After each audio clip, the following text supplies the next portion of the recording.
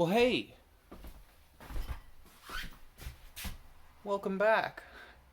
I'm overhauling the old tuners for this bass repair that I'm working on, my personal bass, and I just want to give you a couple pointers on how to overhaul a tuner. First things first, I like to take pictures of parts in various views before I take them apart, so that if I forget how to put them back together, I've got those pictures. And before I take them all apart, I'll always leave one together. So this is one that I've finished overhauling. I've put it back together with the guide of this one. And now I'm going to take this last one apart. Something that's really helpful for this is a little tray. I've got my little tray here. Something that it works equally well is an ice cube tray. So say I'm running out of space on that one.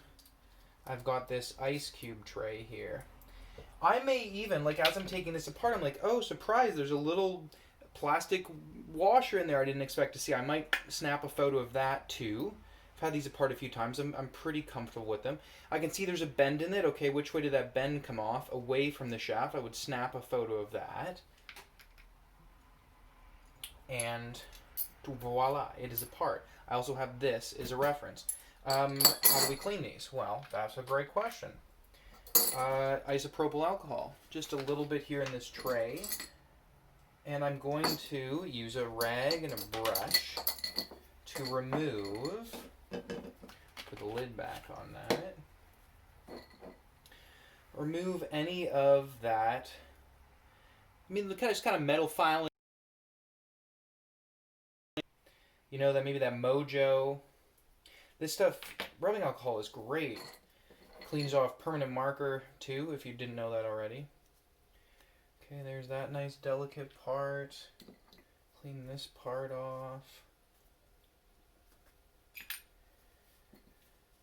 This is a contact surface in there, so we're gonna clean that off.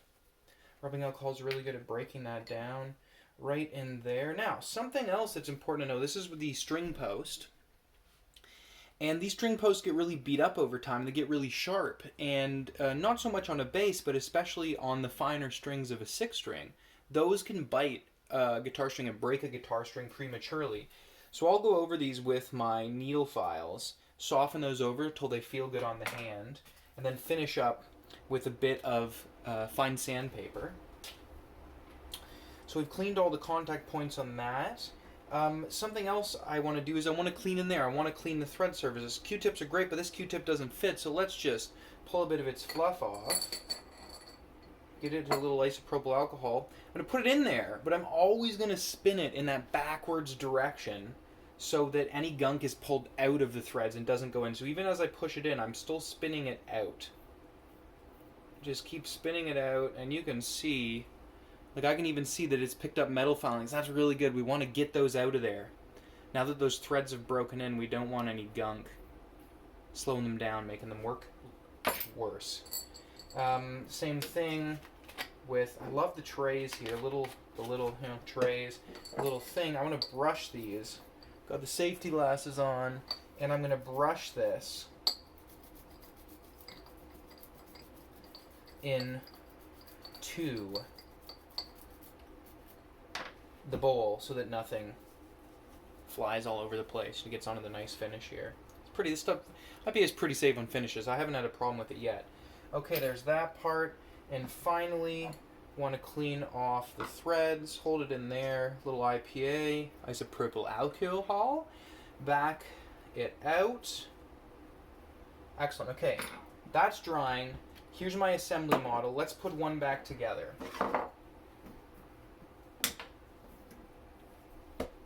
As I put it back together, you're going to see me use some Tri-Flow. This is bike lubricant. I was using this for years as a cyclist before I started seeing other luthiers on the internet use this, and it was pretty convenient because I already had it around the house. I like to use this on guitars. Let's do the G string. No, this is the D string. Okay, so it's nice to have these around just so I remember how they go together. I've got, this part here. I've got the headstock right here so I can remember. Okay, so it's going to go like this. That's going to go in there. Okay, Got to remember that the little plastic sleeve faces up towards that part. So I'm sliding these in. I just love this. It's so simple, this design.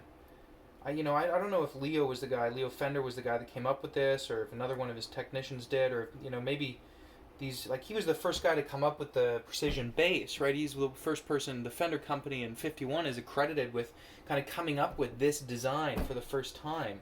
So I'm curious to know if this was something he designed, because reading more about him, I was always amazed at just he thrived on simplicity, and that's something that really attracted me.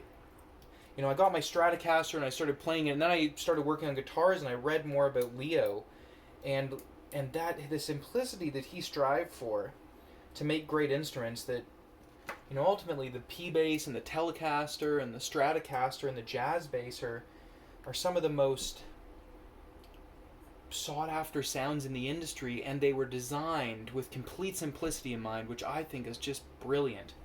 And, was it that those were some of the first ones that came that have set our standards for tone? Or was it that they were just so fantastically designed that they helped set the standard for tone? I don't know. Okay, lube. Always want to lube threads. Don't think that putting lubricant on them is going to make them come loose. It's not. It's going to make them easier to tighten. It's going to make them easier for you to loosen with a tool in the future. They're not going to come loose on your own if you put a little lube on your threads. Okay, that's nice and tight. It's turning well. Okay, all of these friction points, right? There's no bearings or anything in here. So a little drop of oil on all the friction points. Boop, boop. A little bit right there. A little bit down in there. This stuff's great. It wicks right in. A little bit right in there. And then just turn it, maybe, 20 times. Then I'm going to add, oh yeah, it's loosening right up, which is perfect. Add a couple more drops here. Just keep spinning it around. That's it, that's all. That's how you clean up and re-lubricate your old precision tuners, or any kind of mechanical tuner for that matter. Get the grit off, let the isopropyl alcohol dry, and lube it up. Make sure you wipe off any excess lube when you're done. Clean yourself up, okay?